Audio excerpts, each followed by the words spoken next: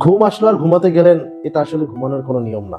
ঘুমাতে যাওয়ার আগে সুন্দর বলে বিসমিল্লাহ বলে বিছনাটা ঝাড়বেন, বিসমিল্লাহ বলে মশারিটা টানাবেন, বিসমিল্লাহ বলে লাইটটা অফ করবেন, সূরা ফাতিহা পড়বেন, কুল আল্লাহ পড়বেন, নাস পড়বেন, ফালাক পড়বেন, সারা শরীরে ফু দিয়ে এবারে মাথায় করবেন। তারপরে সুবহান আল্লাহ 33 বার, আলহামদুলিল্লাহ 33 বার, 34 বার আল্লাহু আকবার পড়বেন। তারপর আল্লাহুম্মা বিসমিকা আমুতু ওয়া আহইয়া, এই দোয়াটা পড়ে সুন্দর করে লা ইলাহা ইল্লাল্লাহ জিকির করতে করতে ঘুমিয়ে যাবেন। তবে কি হবে জানেন? আপনি যে ঘুমালেন, ঘুমানোর ভিতরে যদি আপনি মারা যান, আল্লাহ রাব্বুল আলামিন আপনার জন্য জান্নাতের মেহমান বানাবেন। যদি আপনি ঘুমিয়ে থাকেন, এই ঘুমের ভিতরে আপনার নেকি হতে থাকবে। আপনি যেভাবে জেগে থাকলে যেভাবে আপনি ইবাদত করতেন, ঠিক একইভাবে আপনি ঘুমের ভিতরে নেকি পাবেন। মানুষ যেহেতু হয়েছেন, মুসলিম যেহেতু হয়েছেন, মুসলিমের মতো ঘুমান।